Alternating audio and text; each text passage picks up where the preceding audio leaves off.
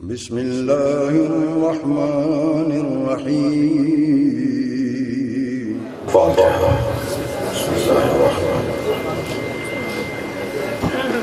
الرحمن الرحيم مالك يوم الدين إياك نستعين اهدنا الصراط المستقيم صراط الذين أنعمت عليهم غير المغضوب عليهم صل على محمد وعلى أعوذ بالله من الشيطان الرجيم بسم الله الرحمن الرحيم الحمد لله الذي لا يبلغ مدحته القائلون ولا يحصي نعماءه العادون ولا يعدي حقه المجتهدون الذي ليس لصفته حد محدود ولا نعت موجود ولا وقت معدود ولا أجل ممدود فطر الخلائق بقدرته ونشر الرياح برحمته والصلاة والسلام على الرسول المسدد المصطفى العمجد المحمود الأحمد سيدنا ومولانا ومولى الكونين جد الحسن والحسين معاني والقاسم محمد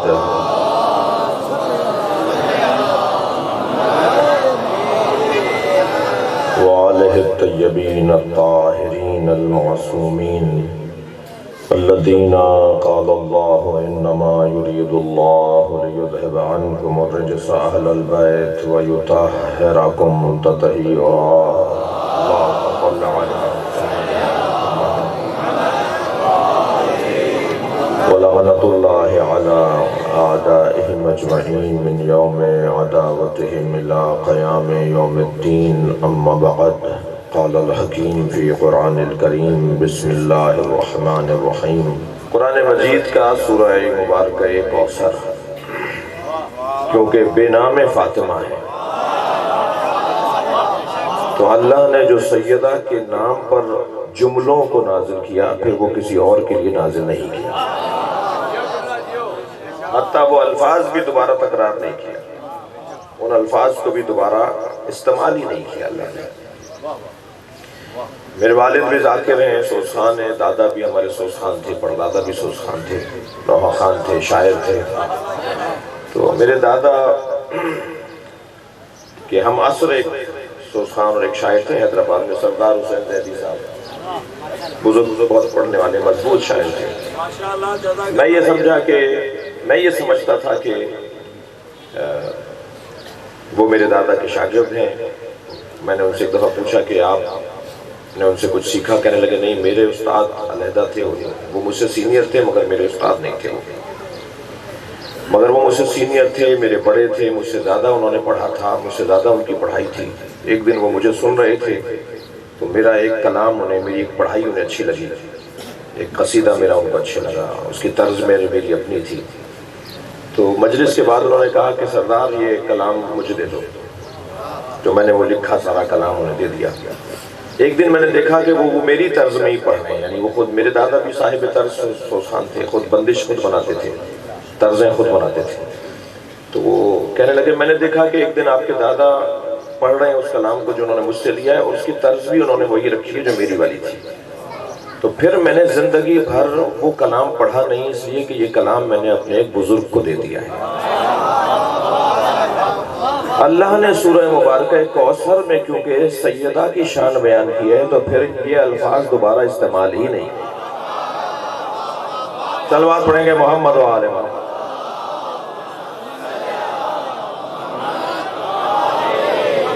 اِنَّا أَعْطَيْنَاكَ الْكَوْثَرَ یہ لفظ آپ کو پھر قرآن میں کہیں اور نہیں ملے گا اے میرے حبیب ہم نے تمہیں خیر ہی خیر فاطمہ عطا کر دی اِنَّا أَعْطَيْنَاكَ الْكَوْثَرَ فَصَلِّ لِرَبِّكَ وَانْحَرْ یہ لفظ پھر دوبارہ نہیں ملے گا اِنَّ شَانِئَكَ هُوَ الْأَبْتَرُ یہ آیت پھر کہیں نہیں ملے گی آپ کو اس لیے کہ جو الفاظ سیدہ کے نام کر دیے تو یہیں میں اہل دل سے ایک جملہ کہہ کر آگے بڑھوں جو دل علی کو دے دیا ہو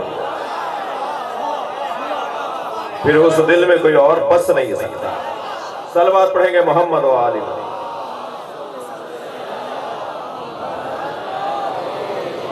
ویسے ہی اللہ نے ایک سینے میں دو دل تو رکھے نہیں، اللہ نے ایک سینے میں دو دل نہیں رکھے، جب ہے ہی ایک سینے میں ایک دل تو اس ایک دل میں دو طرح کی محبتیں نہیں آ سکتی۔ نہیں ہو سکتا ہے اس گلاس کے اندر دودھ بھی ڈال دیں آپ مثال کے طور پر، کوئی اور گندگی بھی ڈال دیں تو نہ وہ رہے گی نہ وہ رہے گی، ایک چیز کو رکھنا پڑے گا۔ یہ جو بعض لوگوں کی آوازیں کانوں میں آتے ہیں نا، ہم انہیں بھی مانتے ہیں ہم انہیں بھی مانتے ہیں، میرا تو دل کہتا ہے ان سے کوئی کہے تم دونوں کو نہیں مانتے ہو۔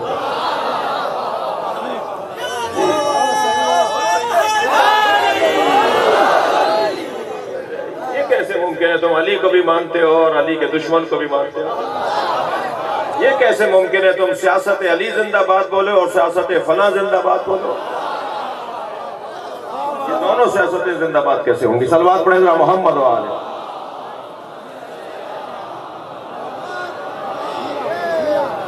تمہارے دل میں یا اللہ بستا ہے یا شیطان، نہیں ہو سکتا کہ اللہ بھی ہو اور شیطان بھی ہو۔ تمہارے دل میں حسین بستا ہے یا یزید، نہیں ہو سکتا کہ حسین بھی ہو اور یزید بھی ہو۔ میں یہ کچے کا علاقہ جو ہے آپ کا جو ہی دادو کی طرف یہاں ایک مجلس پڑھنے کے لیے گیا، ایک جملے پر وہاں ایک بیٹھے ہوئے وڈیرے کو کچھ جھٹکا لگا جی، وہ جیسے ہم مردے کو پکڑ کے کہتے ہیں نا اسماء فہم اسماء فہم، تو اسی طرح یہ مجلسیں زندوں کو اسماء فہم بولتی ہیں۔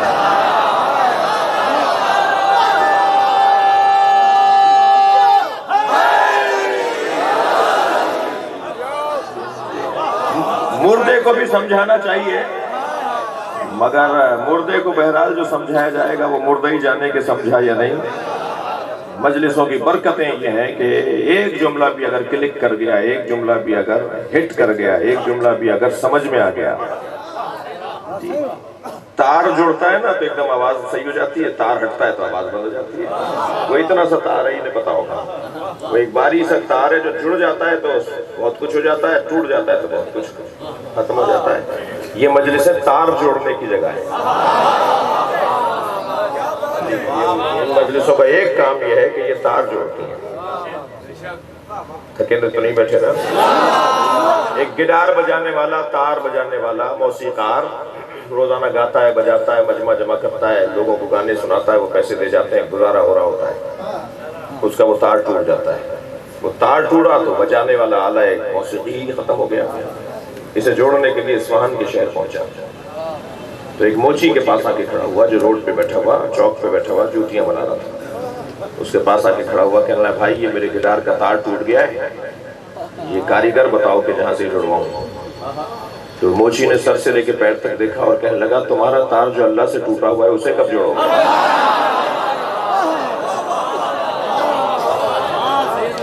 اس کے پاس بیٹھ گیا برابر میں، کہنے لگا بھائی یہ تم نے مجھے کیا کہہ دیا؟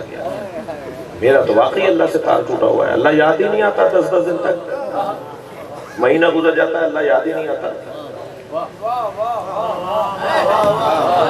سال میں عید والے دن اللہ یاد آتا ہے، وہ بھی بیگم صاحبہ تیار کر کے بھیجتی ہیں، نئے کپڑے پہن لیے تو عید کی نماز کو پڑھ کر آ جاؤ۔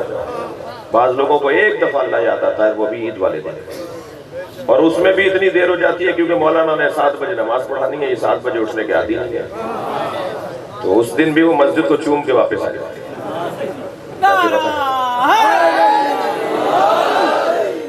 اللہ یاد ہی نہیں، تار ہی جڑا ہوا نہیں ہے، رابطہ ہی نہیں ہو رہا کوئی۔ توجہ کر لیا آپ نے؟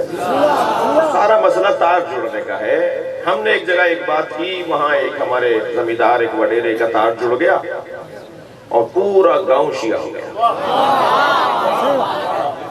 اس نے خود پہلے علم لگایا، علی نور اللہ کا کلمہ پڑھا، لا الہ الا اللہ محمد رسول اللہ تو پڑھتا تھا وہ، اور علی نور اللہ کا اس نے کلمہ پڑھا، گھر پہ علم لگایا، اس کی وجہ سے پورا گاؤں شیعہ ہو گیا۔ وہ جملہ کیا تھا؟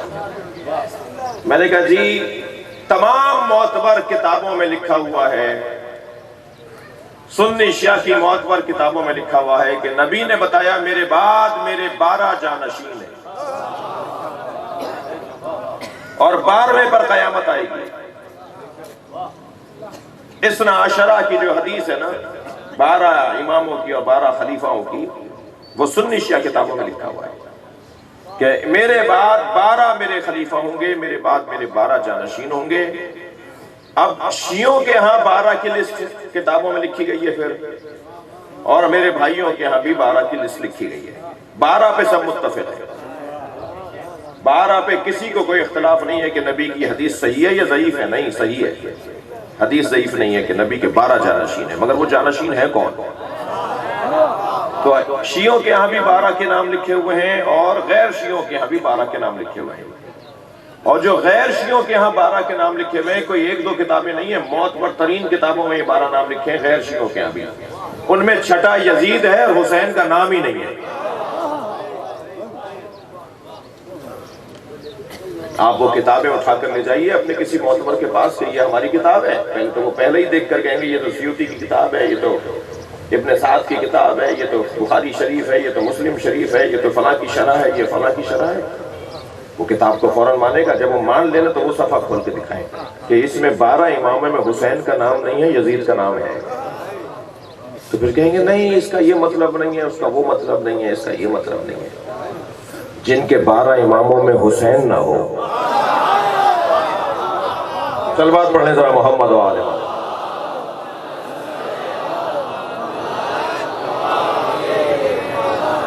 خفا ہو گیا مجھ سے؟ یہ کیسے ممکن ہے کہ ایک دل میں 2 محبتیں آ جائیں؟ بہت ساری باتیں کلیئر کرنے کا دور آ گیا ہے۔ یہ جو ابھی 11 محرم کے بعد سے 20 محرم تک انہوں نے ڈھول بجایا نا پورے ملک میں، یہ اللہ کا ہم پہ کرم ہوا ہے۔ یہ جتنا انہوں نے شور مچایا ہے، اتنے چہروں سے نقابیں اتری ہیں۔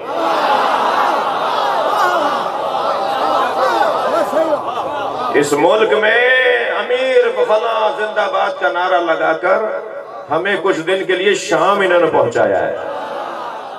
ہمیں پتہ چل گیا ہے کہ شام کے نمائندے یہاں کون بیٹھے ہوئے ہیں۔ بہت اچھا ہوا ہے الحمدللہ، اور بہت ہی معقول انداز سے۔ میں شدت پسندی سے، تناؤ کھچاؤ کے ساتھ، لہجے کو سخت کرنے کے بعد بات کرنے کا قائل نہیں ہوں۔ معقول انداز سے گفتگو ہو، مدلل انداز سے گفتگو ہو، علمی انداز سے بات ہونی چاہیے اور بات ہونی چاہیے۔ لہذا اپنے خطباء و ذاکرین سے بھی گزارش کروں گا کہ انتہائی مہذب انداز سے، توہین پر پابندی ہے نا بھائی، ہمارے فقہاء نے توہین کرنے کو حرام کہا ہے نا، لیکن علمی بات کرنے کو تو پابندی نہیں ہے، تاریخی حقائق بیان کرنے کو تو پابندی نہیں ہے۔ اور اگر میں نے تاریخی حقائق بیان کر دیے تو کیا کوئی ہندو نہیں پڑھے گا، کوئی عیسائی نہیں پڑھے گا کتابوں کو؟ اور پڑھنے کے بعد وہ کھول کے نہیں دکھائے گا تمہاری کتابوں میں کیا لکھا ہوا ہے؟ تو بہتر نہیں ہے کہ میں پڑھ کر سمجھوں بھی سمجھاؤں بھی؟ اور علمی میدان گرم ہونا چاہیے۔ صلوات پڑھیں محمد و آل محمد۔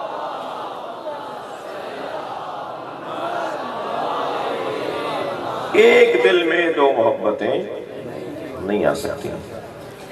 تو اللہ نے کچھ قرآن میں آیات ایسی نازل کی ہیں کہ جو ایک دفعہ ہی نازل کی ہیں، تکرار نہیں ہوئی ہے۔ یہ بڑا حسین موضوع ہے قرآن فہمی کا۔ سورہ مبارکہ الحمد کو سب مثانی بھی اس لیے کہا جاتا ہے کہ یہ مکے میں بھی نازل ہوئی ہے، مدینہ میں بھی نازل ہوئی ہے۔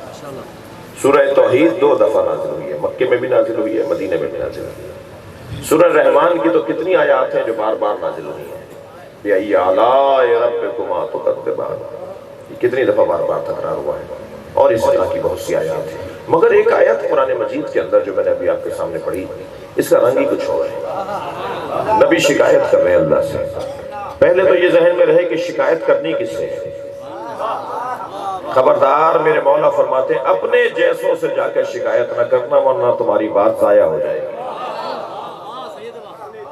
اپنے جیسوں سے جا کے شکایت نہ کرنا۔ جو خود پریشان ہے اس سے جا کے میں کہوں میں پریشان ہوں، اس سے کیا بات کرنی ہے پریشانی؟ میرے مولا فرماتے ہیں کہ حدیث قدسی میں اللہ نے ارشاد فرمایا کہ جو بندہ اپنی پریشانیاں بندوں سے جا کر کہتا ہے، وہ مجھ اللہ کی شکایت لگاتا ہے۔ شکایت کرنی تھی تو مجھ سے کرتے نا، مجھ سے بات کرتے نا۔ مینا کی سرزمین ایک فقیر کو میرے مولا سجاد نے دیکھا جو کشکول اٹھائے ہوئے بھیک مانگ رہا ہے۔ ٹکے دو ٹکے اسے آنے دو آنے بانٹ دیے جا رہے ہیں، فقیر کو دے رہے ہیں لوگ۔ وہ مانگتا مانگتا جب امام سجاد کے قریب آیا، امام نے فرمایا تجھے شرم نہیں آتی؟ تو ان سے مانگ رہا ہے جو یہاں مانگنے کے لیے آئے ہیں، جو خود یہاں فقیر بیٹھے ہوئے ہیں، تو ان سے مانگ رہا ہے؟ تو ان سے کیوں نہیں مانگتا جن سے یہ سب مانگ رہے ہیں؟ تو اس اللہ سے مانگ جس سے یہ سب مانگنے کے لیے آئے ہیں۔ اللہ سے مانگنا ہے، اور ہمارے پاس تو اللہ نے کرم کیا ہے کہ ہمارے ہاتھ میں حسین کا دامن دیا ہے، لہذا جب بھی ہمیں اللہ سے بات کرنی ہو ہمارے پاس علم بھی ہے، عزاخانہ بھی ہے، تابوت بھی ہے، ذری بھی ہے، وہاں چلے جائیں، مصلی بچھا دیں، 2 رکعت نماز پڑھیں اور اللہ سے کہیں یا اللہ ہم تیری بارگاہ میں آئے ہیں، حسین کو لے کر آئے ہیں، یا اللہ ہم اس دروازے پر آئیں جس دروازے کو تو نے باب اللہ قرار دیا ہے۔ حسین مولا باب اللہ ہے، اللہ کا دروازہ ہے۔ ہم اگر حسین کے پاس جائیں گے تو ایسا ہی ہے جیسے اللہ کا دروازہ بجا رہے ہیں، لہذا ہمارے پاس تو یہ سہولتیں بہت زیادہ ہیں۔ شکایت کرنی کس سے ہے؟ شکایت اپنے جیسے سے نہیں کرنی، اپنے سے بڑے سے شکایت کرنی ہے۔ اور ہم سے بڑا کون ہے؟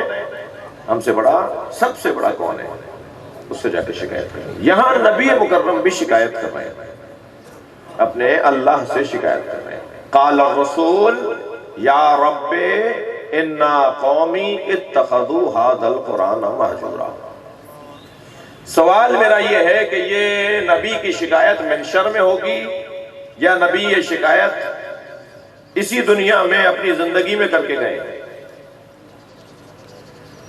ہاں، روایات یہ کہتی ہیں کہ اللہ کا حبیب جب قیامت میں لایا جائے گا، سرکار جب قیامت میں آئیں گے تو نبی مکرم اللہ کی بارگاہ میں شکایت کریں گے۔ یہ شکایت جو محشر میں کریں گے وہ قرآن میں اللہ نے پہلے نازل کی ہے۔ وہ شکایت کیا ہے؟ یا رب ان قومی اتخذوا هذا القرآن مہجورا۔ یا اللہ اے میرے رب، میری قوم نے، میری امت نے، میرا کلمہ پڑھنے والوں نے قرآن کو اکیلا لے لیا، قرآن کو تنہا لیا ہے۔ بعض لوگ اس کا ترجمہ کچھ اور کرتے ہیں، بعض لوگ ترجمہ کرتے ہیں کہ نبی کہیں گے یا اللہ میری امت نے قرآن کو چھوڑ دیا۔ نہیں، اتخذوا هذا القرآن، لے لیا میری امت نے اس قرآن کو مہجورا، اکیلا۔ میں نے انہیں اکیلا نہیں دیا تھا، میں نے اسے علی کے ساتھ دیا تھا۔ جی، میں نے یہ قرآن انہیں علی کے ساتھ دیا تھا، انہوں نے صرف قرآن لے لیا، میرا علی چھوڑ دیا۔ اور جب محشر میں اللہ کے حبیب اللہ سے شکایت کریں گے، یہ قرآن پڑھنے والے تو تھے مگر علی سے محبت کرنے والے نہیں تھے، میری امت نے علی کو تنہا چھوڑ دیا، قرآن کو تنہا لے لیا۔ اب سوال یہ ہے کہ قرآن کو اکیلا لینے والے کون ہیں؟ یقیناً وہی ہے کہ جو علی کی بات کریں تو ان کے چہرے پر ان کے چہرے پہ مردنی آ جاتی ہے، ان کے چہرے پہ پھیکا پن آ جاتا ہے۔ بہت سارے لوگوں کو آپ دیکھیں گے اور مولا علی کا ذکر ان کے چہرے کی تراوٹ بتاتا ہے اور ان کے چہرے کا پھیکا پن بتاتا ہے۔ چہرہ پکار کے بولتا ہے کہ علی دل میں ہے یا نہیں ہے۔ میرے مولا نبی کی خدمت میں اصحاب نے آ کر کہا یا رسول اللہ، نئے نئے لوگ مسلمان ہو رہے ہیں، جوک در جوک لوگ مسلمان ہو رہے ہیں، پورے گاؤں کے گاؤں مسلمان ہو رہے ہیں، ہم کیسے طے کریں کہ یہ سازشی لوگ تو نہیں ہیں، یہ منافق تو نہیں ہے جو اسلام قبول کر رہے ہیں، ان کا مطلب اسلام قبول کرنا ہے یا اسلام کے نام پر کچھ اور کرنا ہے؟ نبی نے فرمایا گھبرانے کی ضرورت نہیں ہے، ان کے سامنے علی کا ذکر کیا کرو۔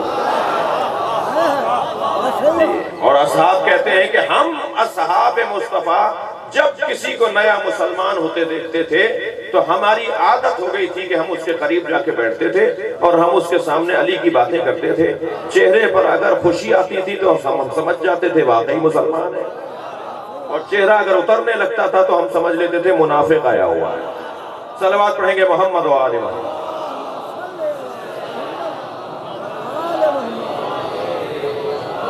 میرے عزیزو، جتنا زیادہ ہو سکے ہم اس دور میں مولا علی کی بات کریں گے، اور ہر دور میں ہم نے علی کی بات کی ہے، اس دور میں زیادہ کرنے کی ضرورت ہے۔ تھکے نہیں ہے تو مضمون شروع کرو۔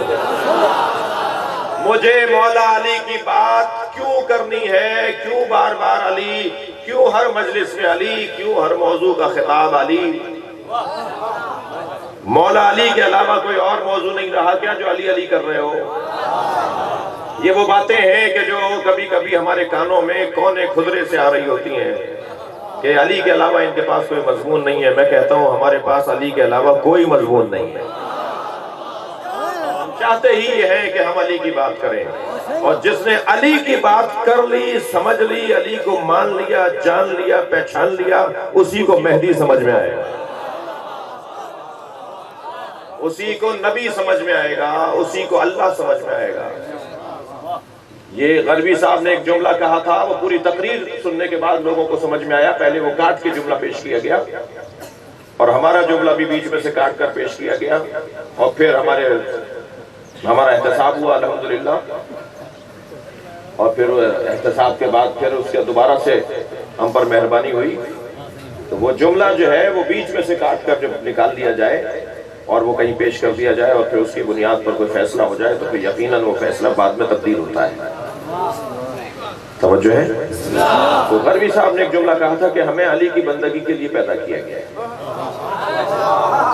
تو اسے غلط لے لیا گیا. اچھا جملہ صرف اتنا ہی اگر ہو تو واقعی غلط, بات سمجھ میں نہیں آئے گی. بات بڑی سنگین ہے, بڑی گہری ہے. یہ جو کہا گیا اس کا مطلب کیا تھا؟ اس کا مطلب یہ تھا کہ تم علی کی ولایت کو ہضم کر لو تاکہ تمہیں اللہ سمجھ میں آئے. جو مولا علی کی ولایت کو ہضم نہیں کر سکتا اسے رسول کی رسالت, اللہ کی الوہیت سمجھ میں نہیں آئی. اور اگر کوئی الٹا چلنا چاہتا ہے, میں اللہ کو مانتا ہوں اور بس, میں اللہ سے آنے والے کو الٹا بول رہا ہوں, جو علی سے اللہ کی طرف جائے وہ سیدھا ہے. بھائی تھک کر نہیں سنے, جو اللہ کو مانے اور بس, جو صرف اللہ کو مانے اور بس, وہ مسلمان نہیں ہوتا, شیطان ہوتا ہے. ہاں شیطان مانتا تھا اللہ کو, شیطان اللہ کو مانتا تھا, اللہ کے نبی کو نہیں مانتا تھا.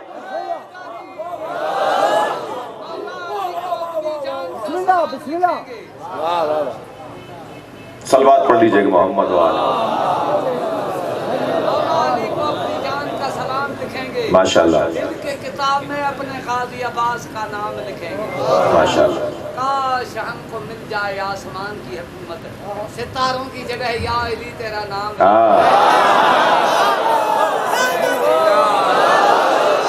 خبردار کسی کے کپڑے پھٹے ہوئے ہوں تو حقیر نہ سمجھنا.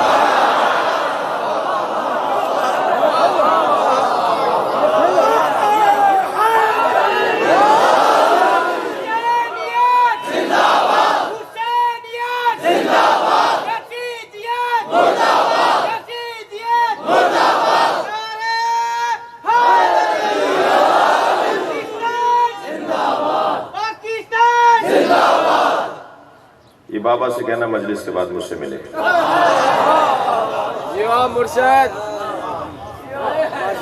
جن کے ہاں فقیر ایسے ہوتے ہیں ان کے امیر کیسے؟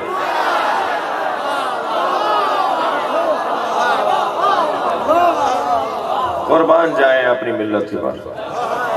میں لبنانی قوم سے زیادہ پاکستانی شیعوں کو سلام کرتا ہوں, میں ایرانی قوم سے زیادہ پاکستانی شیعوں کو سلام کرتا ہوں. ہم لبنانیوں اور عراقیوں اور ایرانیوں سے کم نہیں ہیں. سلام ہو آپ پر. ایک صلوات پڑھیں محمد وآل.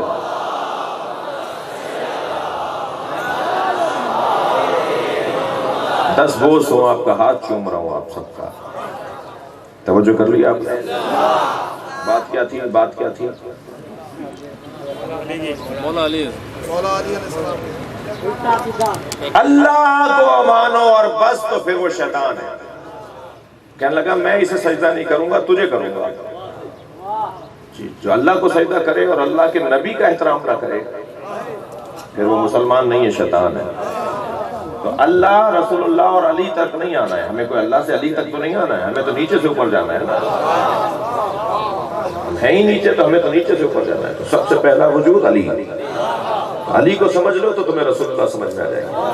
اب نبی کی وہ حدیث کتنی دفعہ میں نے بھائیوں نے سنی ہے, ایک دفعہ اور مجھ سے سن لیں. یا علی ما عرف اللہ الا انا وانت. یا علی اللہ کو کوئی نہیں جانتا سوائے میرے اور تیرے. یا علی ما عرفنی الا اللہ وانت، اور اے علی مجھے کوئی نہیں جانتا سوائے اللہ کے اور تیرے، یا علی ما عرفک الا اللہ وانا، اور علی تجھے کوئی نہیں جانتا سوائے اللہ کے اور میرے۔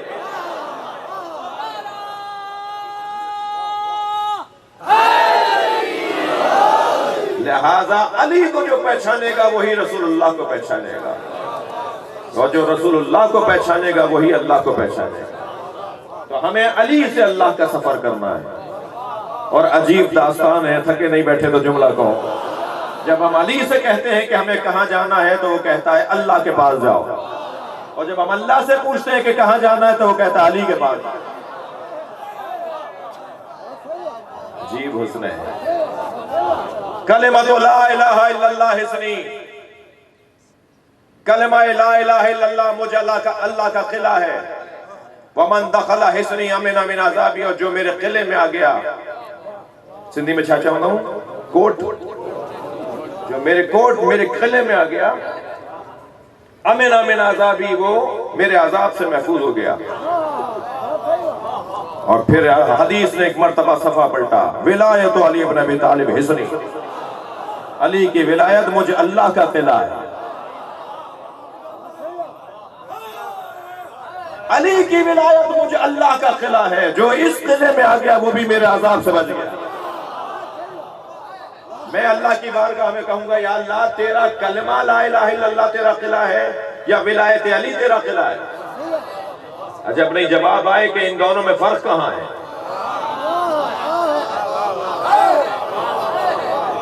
بھئی یہ ممبر غالیوں کا ممبر نہیں ہے، مگر فضائل بھی یہیں سے بیان ہوں گے۔ ہر گہرے فضائل کو، ہر سنگین گفتگو کو غلو کیسے کہتے گے ہم؟ سنگین گفتگو کو غلو کیسے کہیں گے؟ وزنی باتوں کو غلو کیسے کہیں گے؟ تو پھر ہلکی ہلکی باتیں ہونی چاہیے، پھر سنگین باتیں ہی نہیں ہونی چاہیے، کہ پھر میری ملت، میرے بچوں کی کلاس اونچی کیسے ہوگی؟ میرے ان بچوں کا فہم کیسے اونچا ہوگا؟ کہنے جی بڑی بڑی ایسی بات کر گئے، وہ غلو کر گئے وہاں پر۔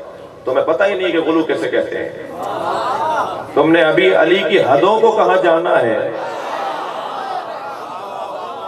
کون جان سکتا ہے؟ تو پھر ہم غلو کی تعریف میں روشن ہے، واضح ہے، ہمارے پاس غلو کی تعریف ہے۔ یہ ممبر غالیوں کا ممبر نہیں ہے، یہ ممبر نصیریوں کا ممبر نہیں ہے، اور یہ ممبر مقصروں کا بھی نہیں ہے، یہ ممبر فضائل کا ممبر ہے، اور علی مولا کی فضائل اور عظمتوں کو بیان کرنے کا، اہل بیت کی عظمتوں کو بیان کرنے کا۔ میں اللہ کی بارگاہ میں کہوں، یا اللہ تیرا کلمہ لا الہ الا اللہ تیرا قلعہ ہے یا ولایت علی تیرا قلعہ ہے؟ تو جواب یہ آئے گا کہ دونوں مختلف کم ہیں۔ جو تاثیر لا الہ الا اللہ میں ہے وہی تو علی اور ولی اللہ میں ہے۔ بھائی جو میں بات کہہ رہا ہوں میں اللہ کرے سمجھا سکوں ان بچوں اور جوانوں کے لیے، جو دم، جو تاثیر، جو اثر، جو نتیجہ لا الہ الا اللہ میں ہے وہی نتیجہ علی اور ولی اللہ میں ہے۔ کیا مطلب ہے؟ اللہ اور علی کو ایک نہیں کر رہا میں معاذ اللہ، جو لا الہ الا اللہ کا اثر ہے وہی علی اور ولی اللہ کا اثر ہے۔ میں اپنے بچے کو ایک ڈاکٹر کے پاس لے گیا، مثال دے رہا ہوں، ڈاکٹر نے انجیکشن تیار کیا، اس کو دیکھنے کے بعد کہ اس کو انجیکشن لگے گا، بچے نے انجیکشن دیکھ کے رونا شروع کیا، سوئی سے ڈرتا ہے بچہ، وہ جب رونے پیٹنے لگا، چیخنے چلانے لگا، تو میں نے ڈاکٹر صاحب سے کہا ڈاکٹر صاحب کوئی اور طریقہ علاج نہیں ہے؟ کہنے لگے کوئی بات نہیں ہے، ہم نے سیرپ پلا دیتے ہیں۔ تو وہ جو انجیکشن لگا رہے تھے اس میں بھی وہی اثر تھا، جو سیرپ پلایا اس میں بھی وہی اثر تھا۔ تم لا الہ الا اللہ کہو گے تو گویا علی ولی اللہ کہہ رہے ہو، تم علی ولی اللہ کہو گے تو گویا لا الہ الا اللہ کہہ رہے ہو۔ دونوں کا اثر ایک ہی ہے۔ حقا کے بنا لا الہ است حسین، روشن ہو رہی ہے نا بات؟ حسین مولا خود ذات ان کی لا الہ الا اللہ ہے، مولا حسین کی پوری ذات لا الہ الا اللہ ہے، ایسے ہی علی کی پوری ذات لا الہ الا اللہ ہے، ایسے ہی رسول اللہ کا پورا وجود لا الہ الا اللہ ہے۔ اور اگر اور دقت چاہتے ہیں تو ایک جملہ کہہ دوں، पंजे तन के अददों को जमा करो तो ला इलाहा इल्लल्लाह के अदद बनते हैं।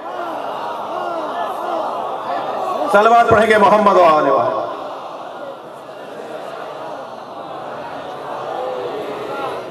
तवज्जो कर लिया आपने? वक्त तंग होता जा रहा है, मगरिब का वक्त करीब है, मुझे मसाइब भी पढ़ने। जल्दी जल्दी अर्ज करूं कि हम क्यों बार बार हर मौजू हर मजलिस में अली मौला का मौजू रखें, मौला अली ही की बात करें, क्यों? पहली दलील, जब तक अली का इल्म नहीं होगा, अली के बारे में इल्म नहीं होगा, अली से मोहब्बत नहीं होगी। और जब तक मोहब्बत नहीं होगी, अली से इश्क नहीं होगा। और जब तक अली से इश्क नहीं होगा, मुसलमान ही नहीं होगा। सबको मुसलमान बनाना चाहते हैं, जो मुसलमान है उसे पक्का मुसलमान बनाना चाहते हैं। अली के बारे में बात होगी तो इल्म आएगा ना, मौला के बारे में अली ऐसे थे, अली ऐसे थे, इल्म आएगा। बात होगी तो इल्म आएगा, और इल्म आएगा तो मारिफत बढ़ेगी, मारिफत बढ़ेगी तो इश्क बढ़ेगा, इश्क बढ़ेगा तो फिर मुसलमान पक्का होगा। अली का आशिक मुसलमान 5 भी होना तो 5000 पर भारी होता है। सारा मसला ही है कि अली से इश्क ना होने की वजह से मैदान से भागते हैं। मैदान वो तलवारों का हो, वो कलम का हो, वो सियासत का हो, वो हिकमत का हो, हर मैदान में अली जिसे शुजा बनाए वो है जो आशिक अली होता है। तो जितना ज्यादा मैं अपने मौजूआत में मौला अली की बात कर सकता हूं, इतनी मुझे मौला की बात करनी है। तवज्जो कर ली? मसलन आप खतीबों से कहें, ख्वाजा साहब तशरीफ फरमाए, बानियान बैठे हुए हैं, मजालिस बड़ी बड़ी करवाने वाले बैठे हुए हैं, आप मजालिस में आने वाले खतीबों को तकसीम कर दें। 5 आपके खतीब आ रहे हैं ना, एक से कहें कि आप मौला अली के इल्म पर बात करेंगे, बस हम आपसे 1 घंटे का खिताब सुनना चाहते हैं इल्म अली पर। दूसरे खतीब को मैसेज करें, भाई नियाज नजर भी तो दे रहे हैं ना।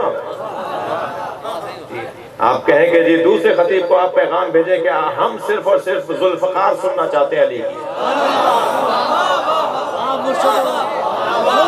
मौला अली के जुल्फकार कैसी थी। तीसरे को खत लिखकर भेजें कि जी आप आ रहे हैं हमारे मजलिस पढ़ने, हम सिर्फ और सिर्फ अली का सब्र सुनना चाहते हैं। चौथे से कहें हम सिर्फ और सिर्फ अली का तकवा सुनना चाहते हैं। 5वें से कहें हम सिर्फ और सिर्फ अली की हुकूमत के मामलात सुनना चाहते हैं कि हुकूमत चलाई कैसे थी। आप यकीन जानिए, एक मजलिस होगी, पूरा निसाब अली तैयार हो जाए, अली की फजाइल का निसाब तैयार हो जाए। मजमून दें अपने खतीबों को, और मजमून घिर रहा हो, घूम रहा हो अली के मौजू पर, वो चक्कर काट रहा हो अली की तरफ। जैसे मौला, जैसे काबे के गिर्द लोग तवाफ करते हैं ना, ऐसे अली के गिर्द फजाइल तवाफ करते हैं। अली मौला के गिर्द फजाइल तवाफ कर रहे होते हैं, तो फजाइल को माना दे दीजिए खतीबों को। तो पहला सबब तो ये है कि मौला से इश्क बढ़ाने के लिए अली की बात होनी चाहिए। दूसरा सबब बताऊं, हम जिस दौर में जिंदगी गुजार रहे हैं वो इमाम ज़माना का दौर है। हम इमाम ज़माना के दौर के मुसलमान हैं। हमारा इमाम कौन है? इमाम मेहदी। इमाम ज़माना बुलंदतर सलावत।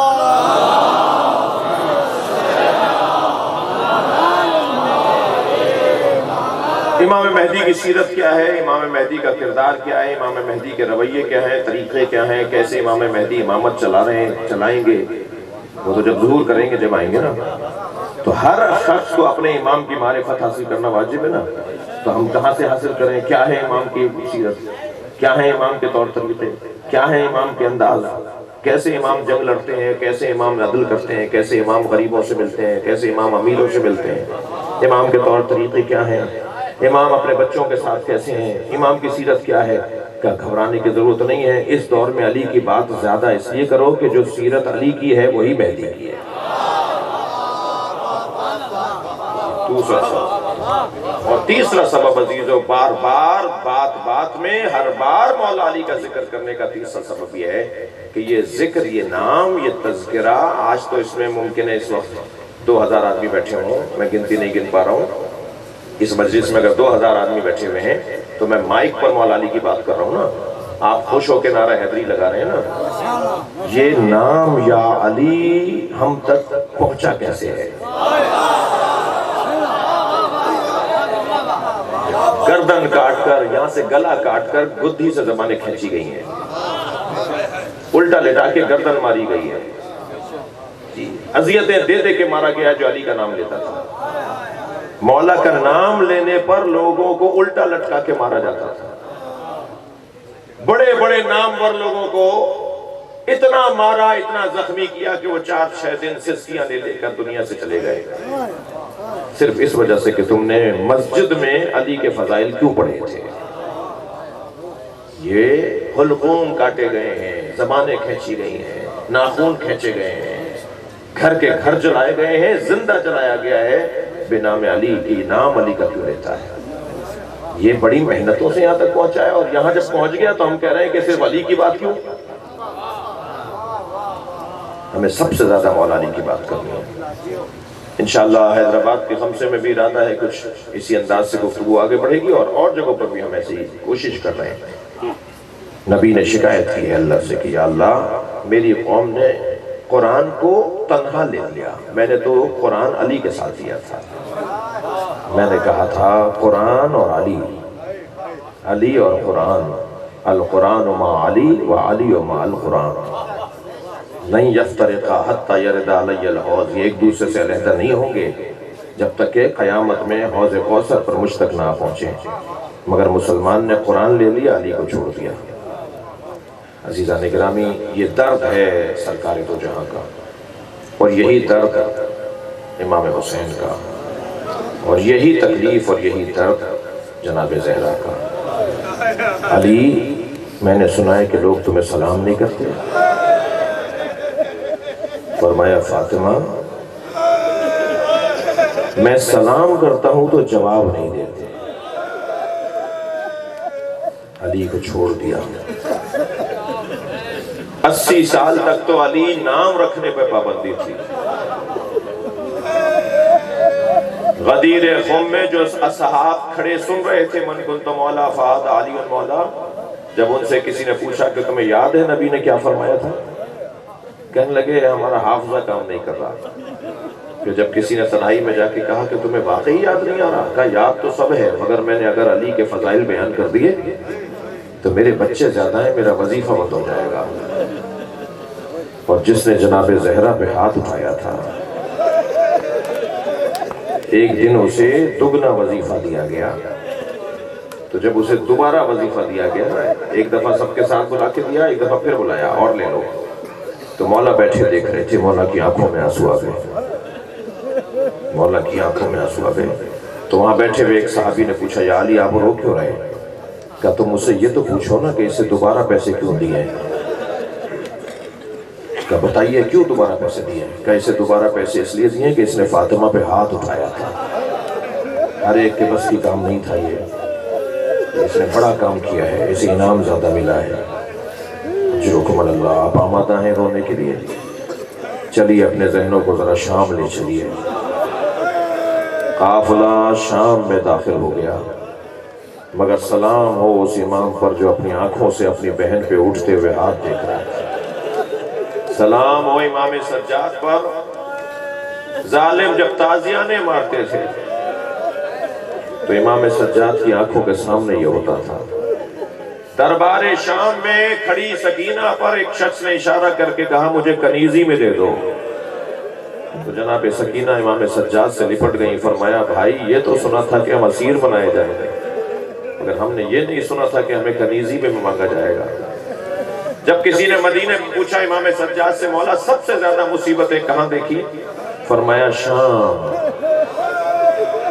فرمایا یزید کے سامنے ایک تشت پر لا کر ایک سر رکھا گیا، جب رومال ہٹایا تو ہمارے بابا حسین کا سر تھا، ہم سب نے بڑھ کر سلام کیا، السلام علیکہ یا ابا عبداللہ۔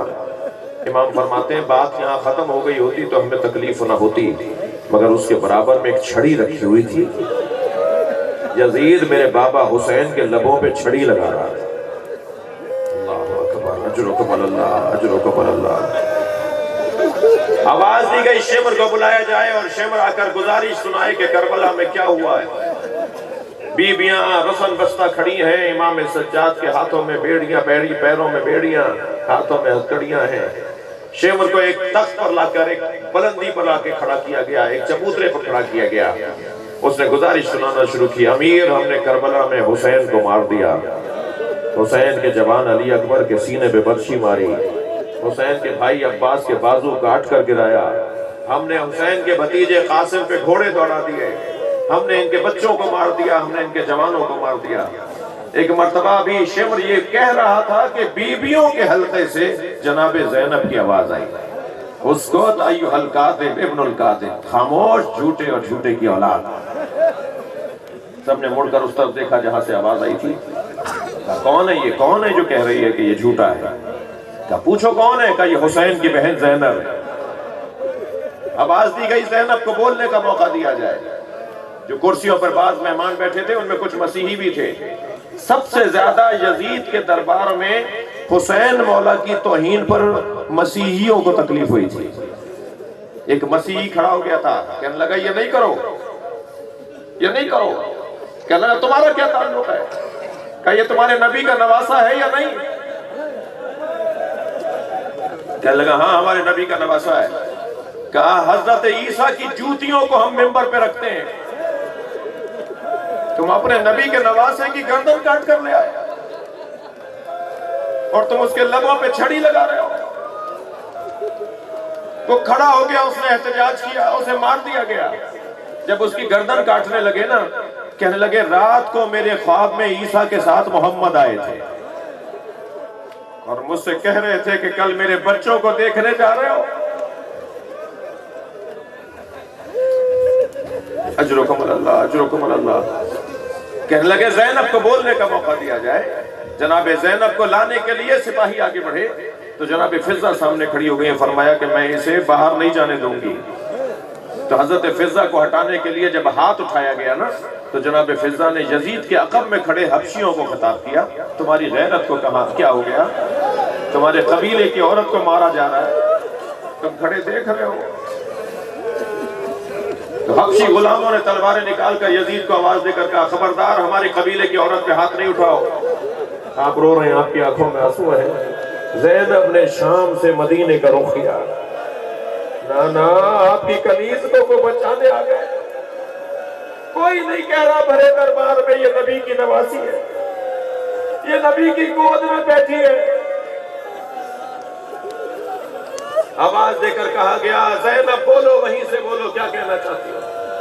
میری بیوی نے بیویوں کے حلقے میں کھڑے ہو کے خطبہ دیا اور اس خطبے میں میری بیوی نے جو جملہ بہت سے ارشاد فرمائے ان میں ایک جملہ جو اس وقت میرے مضمون میں ہے، بیوی فرماتی ہے انا، یہ جھوٹ بول رہا ہے، یہ شمر جھوٹ بول رہا ہے، انا اخی الحسین لا یترک فی الکوفہ الا وفیہا باکر و باکیہ، یہ جھوٹ بول رہا ہے، میرا بھائی بھوکا تھا، میرا بھائی پیاسا تھا، میرا بھائی 72 لاشیں اٹھا چکا تھا، اس کے باوجود میرے بھائی نے کوفے میں کوئی گھر نہیں چھوڑا جہاں میت نہ بھیجی ہو۔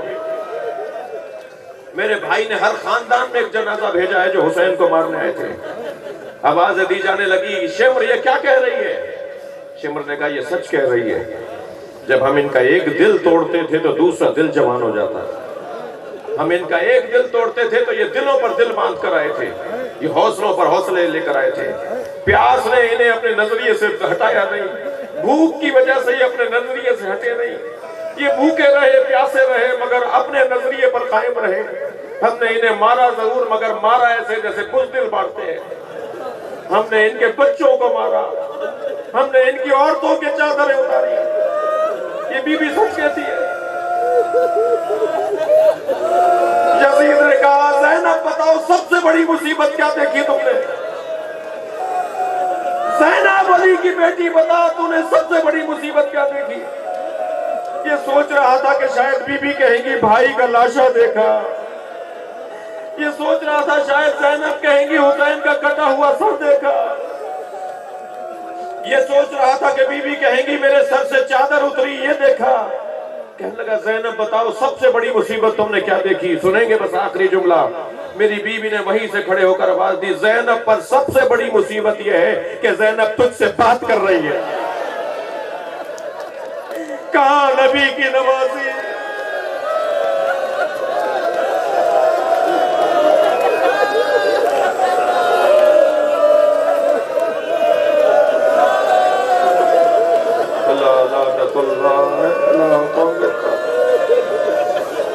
یا اللہ ان نمازوں پر رحمت نازل فرما، رونے والوں کی توفیقات میں اضافہ فرما، امام زمانہ کو ہم سے راضی فرما، مجلس میں موجود مومنین کی حاجات، خاص طور پہ بانیان مجلس، ان کی بہن، ان کی پھپھو بیمار ہیں، اور آپ سب کے ذہنوں میں جو دعائیں ہیں، حاجات ہیں، انہی روتی بھی آنکھوں کے ساتھ، انہی آنکھوں میں آنسوؤں کے ساتھ جناب زینب کا واسطہ، یا اللہ تجھے سیدہ زینب کے پیروں میں لگی ہوئی خاک کا واسطہ، یہ سارے حاجت مند آئے ہیں، سب مانگنے آئے ہیں، ان کے حاجات کو پورا فرما، جن کے بچے نہیں ہیں انہیں بچے عطا فرما، جنہیں اولاد نہیں ہے، جن کے اولاد ہیں ان کی اولاد کو بہترین تعلیم، تقوی، روزگار، صحت فرما، مرحومین کی مغفرت فرما، امام زمانہ کے ظہور میں تعجیل فرما، ربنا آتنا فی الدنیا حسنۃ وفی الآخرۃ حسنۃ وقنا عذاب النار۔